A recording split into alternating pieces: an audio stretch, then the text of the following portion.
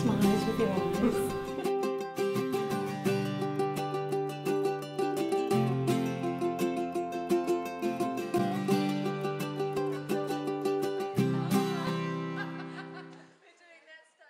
Katru gadu desmitiem, simtiem, ja ne tūkstošiem jauniešu izvēlās doties dažādās apmaiņas programmās.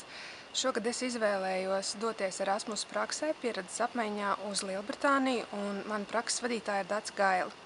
Vieta, kurā es izēju savu praksi, ir tiešsaistes mēdījis, saucās For Any Woman, un Dace ir šī mēdīja radītāja. Iespējams, ka daudzi atpazīst Daci pēc Anglo Baltic News, bet šoreiz viņi ir uzsākusi pilnīgi jaunu projektu. Mēdījis tirgū turās ļoti stabili, un tam ir lielas izaugsmes iespējas. Man bija svarīgi izvēlēties nevis valsti, uz kuru es braukšu pēc tā, kur ir siltāk un kur ir vairāk palmas un lielākas izklaides iespējas, bet es skatījos tiešām, lai praksa, kuru es izēju attiecīgajā mēdījā, man ir vērtīga un noderīga. Man izdevās pierunāt Daciem mani aprunāties un atklāt tās lietas, ko īsti darba devējs, ja mūsu prakses vadītājs sagaida no studenta, ka viņš atbrauc pie viņa stažēties. Dzīves stila žurnāls. Dotajā brīdī mēdīju tirgo ļoti daudz dzīves stila žurnālu. Ar ko tu domā būt unikāla, ar ko tu atšķirsies? Man liekas, ka tas, ko mēs cenšamies parādīt, ir šī tieši īstā, reālā sieviete. Jo Britu presē ļoti maz par to runā, un šeit ir tik daudz sievietes, kas var iedvesmot citus, kas var parādīt, kuras varbūt nav sasniegušas dzīvē visaugsāk to, ko viņas vēlās, bet viņām ir vēl kur tiekties. Un tāpat varbūt atšķirība ir tā, ka mēs savā žurnālā tieši prezentējam 4 dažādas sievietes, kas ir arī mūsu moto. 4 gada laiki, 4 virzieni un 4 tipi. Tikko pieminēji mērķa auditoriju. Vai jūs esat apzinājuši, cik liela ir jūsu mērķa auditorija? Cik daudz jums ir lasītāji? Vidējais lasītājs mēnesī ir ap 20–25 tūkstošiem, bet tas arī svārstās attiecībā no tēmām, no rakstiem, cik daudz mēs veltam laiku žurnāla popularizēšanai un tā tālāk. Sociālajos tīklos mēs aizsniedzam daudz lielāku auditoriju ar mūsu rakstiem un citām lietām, kas iet jau līdz 80 un 100 tūkstošu skatījumiem mēnesī. Uz ko tu fokusējies, kam ir jābūt tajā studentā, lai viņa praksa būtu veiksmīga un izdevusies? Ir jābūt mērķim. Students, kurš ierodās, viņam ir jāzina, ko viņš pats no prakses grib saņemt. Kāds būs tas laiks, ko ieguldīs, lai praksa būtu kvalitatīva, ko students var dot arī mūsu mēdījā. Kādas ir tās biežāk pieļautās kļūdas, ko studenti pieļauj? Manuprāt, kad studentiem, kad viņi atbrauc praksē, viņiem ļoti visu patīk dokumentēt. Viņiem patīk parādīt visas savas jaunās iespējas, viņi ir tikuši prom no mājām, dzīvi, kur tagad ir plašajā pasaulē. Un ļoti bieži sociālajos tīklos ir redzami video, kad iet uz grodziņiem un izklaidējās. Protams, tas nav aizliegts, bet ir jābūt ar mēru. Ja students brauc, viņam ir jāapzinās, ka viņš brauc par svešu naudu, jo naudu iedod Erasmus programmu, un ir jāapzinās, kā tad es šos līdzekļus šajā prakses laikā izlietoju. Vai es eju, izklaidējos, vai es atkal cītīgi eju un daru un iegūstu savas prasmes un zināšanas, ko aizvest atpakaļ mājās, un varbūt ne tikai sev, bet arī ko padalīties citiem. Vai var iztikt ar to naudu, ko dod Erasmus līdz? Jāsaka tā, ka var iztikt. Man vidēji aizgāja nedēļā, es iztērēju apmēram 70 līdz 80 mārciņas. Tas bija gan dzīvošana, gan ēšana kopā. Tad jāsaka, ka es arī neesmu no tiem cilvēkiem, kas vakaros iet ārā, teiksim, uz krodziņiem vai uz kaut kādām izklaidēm.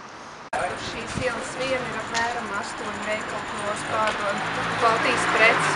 Iekšā. Reku var atrast milzu produkciju, pieņemsim, ir zirņi ar taukiem. Tāpēc ir arī gurķīši. Reku ir mūsu paši majonēze, gan salātu, gan provansas. Mārutki. Reku ir mūsu šašliku spilvas, tomātu mērce.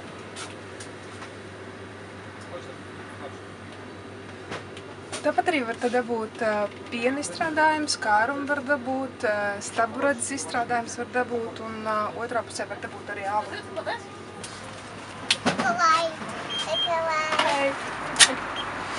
Te ir arī čipši. Mans pieminētais kārums.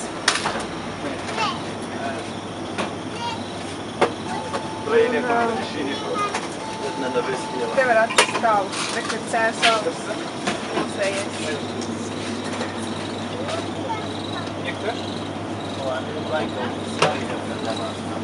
Tā kā nekas netrūkst, tikpat kā mājās. Kas šeit ir dārgākais? Man lielākās izmaksas bija transportā un telefons. Tās ir divas lietas, kur ļoti daudz aiziet naudu, kas ir jāpārdomā. Kas, pie kā es šeit nevarētu pierast, tas ir, es joprojām šeit 3 mēnešus dzīvoju, es joprojām neesmu pieradis pie tā, ka tās mašīnas brauc pretējo joslu.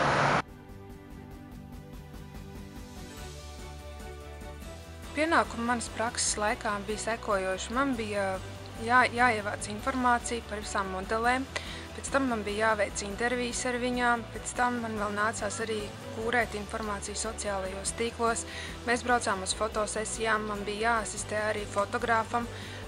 Bija momenti, kad man bija jāņem pašai kameru rokās un pašai bija jāfilmē. Un pēc tam viss materiāls bija jāliek kopā, jāsūta tātad arī proofreaderam. Un vēl pēc tam bija jāsūta arī maketētājiem, jeb dizaineram, kurš lika galu galā to žurnālu pavisam kopā.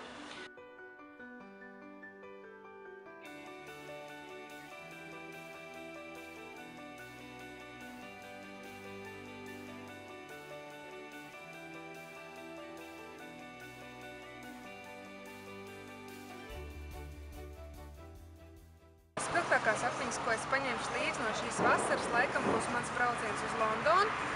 Tad man ir jāsaka, ka ir ļoti liela starpība starp Londonu un starp pārējo Angliju, jo Londona ir ļoti multikulturāla, ļoti dinamiska, viss notiek ļoti strauji un ir ārkārtīgi skaista arhitektūra. Tad vēl man patika Kembridža. Kembridžā mums bija fotosesija kopā ar Miss Angliju 2014. Un tur es pirmo reizi redzēju, ko īsti nozīmē būt slavenībai. Jo pietika ar to brīdi, kad mēs izgājām ārā un ap mums saradās vesels fotografu pūlis un visi turisti apstājās un sāka fotografēt. Tas bija diezgan iespaidīgi. Tad vērtīga atmiņa, ko es paņēmušu, būs brauciens uz Manchesteru. Manchesteras apkārtne atkal ir ļoti ainaviski savādāk, atšķirās no šejienes, kur šeit dzīvoju Spaldingā. Un arī mana intervija ar Dzidru Noru, kas ir iekļuvusi Manchesterā. Šis bija manas prakses kopsavilkums, tāpēc, ja jums arī ir šādas izdevības, izmantojiet tās. Atā!